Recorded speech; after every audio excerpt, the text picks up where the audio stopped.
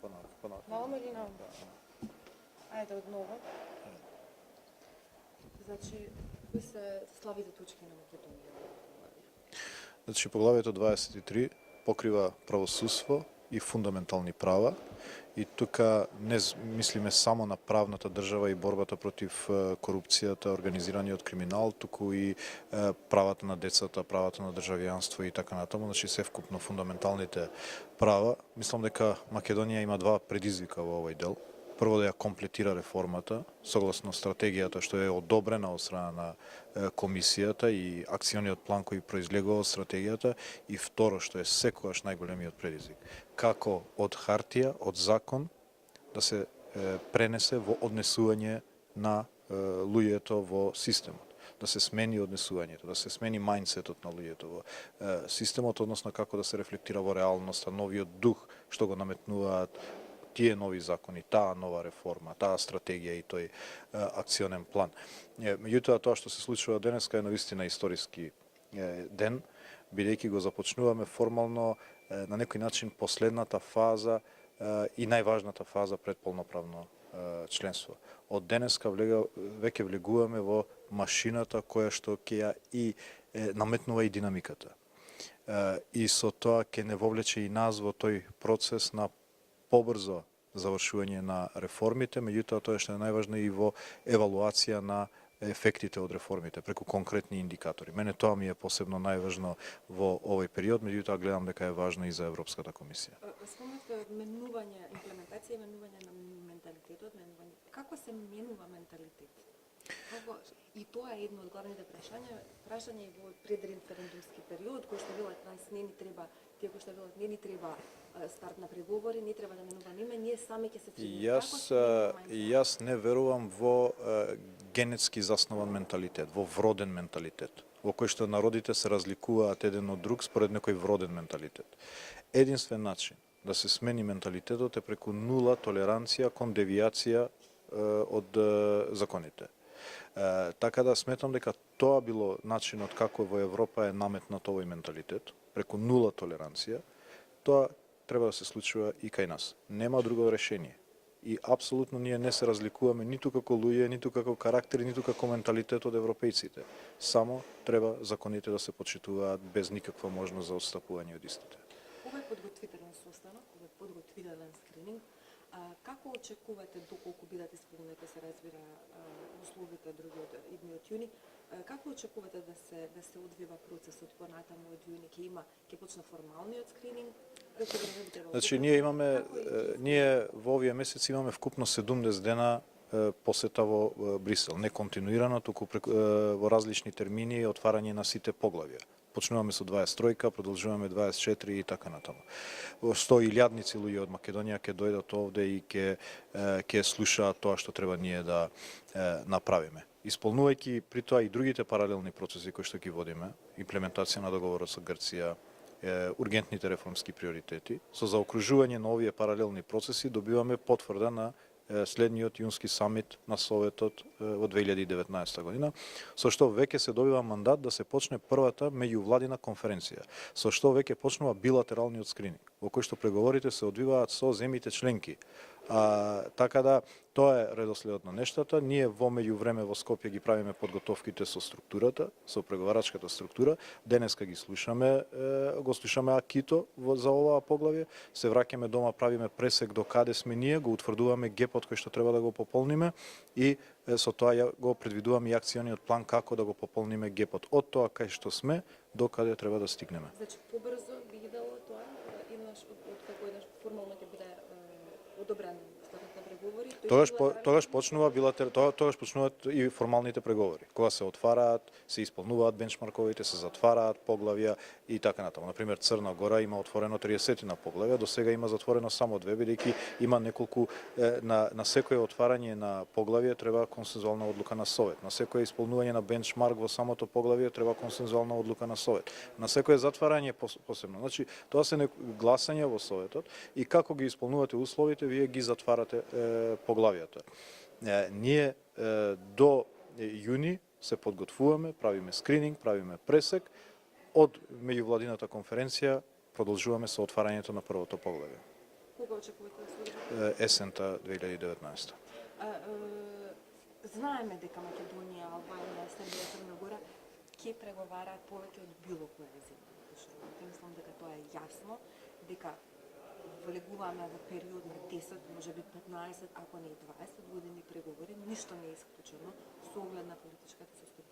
Дали Македонија, дали СЕП, дали Министерството на вътрешни работи има никаков план, никаква идеја, никаква стратегија како тој период на преговарање да биде искористен максимално со максимални бенефити. Се зборува, например, за барање структурни фондови веќе во текот на преговорите или некако вид на коодлучување или барем учествување во одреден. Дали имате некаква креативна стратегија како да се искористи тој изузетно долг период кој што ќе биде направено? Прво е важно што комисијата во стратегијата има дадено индикативна временска рамка. Тоа е 2025. Тоа е веќе шифт во однесувањето на комисијата. После членството на Бугарија, комисијата се повлече од давањето рокови. Прв пат после 10 години наметнува рокови, што е позитивен пристап. Второ, ако се почитува регата принципот, дека секоја земја ќе стигне до целта во зависност од брзината со која ќе оди, ние сметам дека имаме предност. Затоа што имаме долгото искуство, долгото трајање во процесот, ни има собрано искуство, меѓутоа и во еден внатрешен процес на симулација на преговори ние имаме и доста направено. Јас често го кажувам тоа. Прв пат оваа година комисијата даде кумулативен извештај. До сега даваше само прогрес репорт, што е направено во известувачкиот период.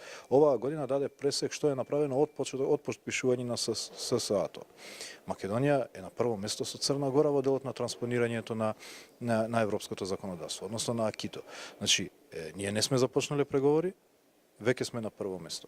Што значи дека кога ќе влеземе со првата меѓувладина конференција, и се почитува регата принципот, без други дополнителни условувања, што сметам дека ќе ги нема, бидејќи ги затворивме политичките прашања, ја мислам дека ќе бидеме многу брзо фронтранер во процесот. Нема, тоа не одговара на моето прашање. Од политички аспект знаеме дека Европската унија е релативно има многу резерви во однос на проширувањето и рече 2025 е индикативно, пред 2025 нема шанси, од 2025 можеби.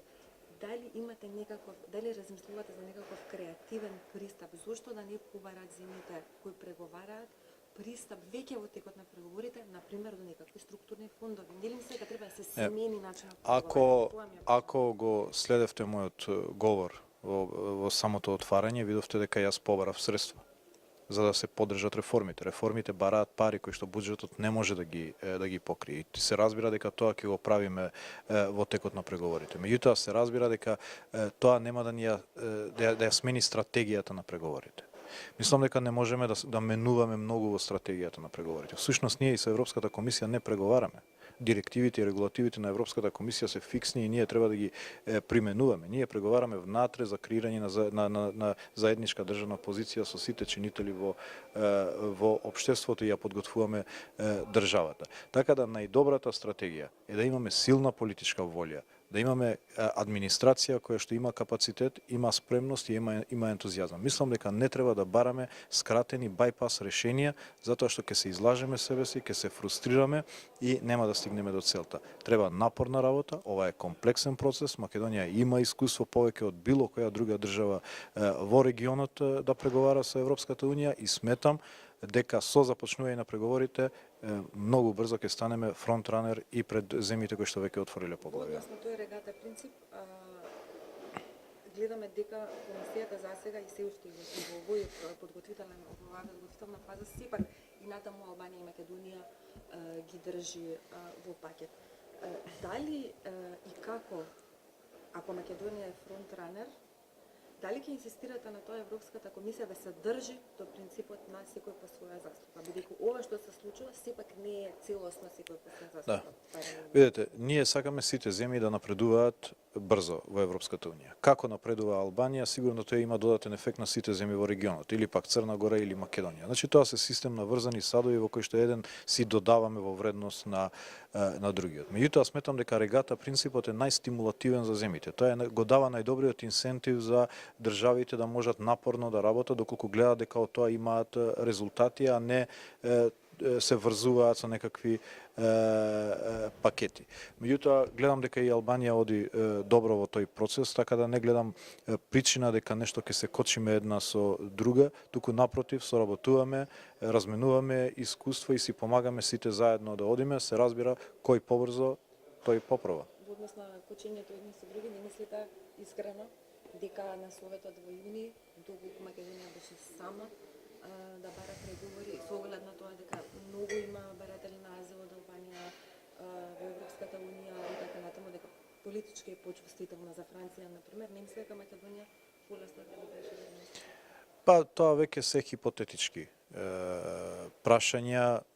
Сметам дека пораките на издвојување на земјите поради си некакви причини внатре може да имат и реперкусии, додека не се само врз основа на критериумите, туку поради политички ставови кон одредени држави може да дадат лоши пораки во регионот и во светот, кои се фаворизираат, кои не се фаворизираат. И сметам дека целиот регион треба да има перспектива, подеднаква перспектива. Единствената оценка во системот регата треба да биде во исполнување на критериумите, а во некакви политички ставови по однос на составот на државите или пак други геополитички прашања.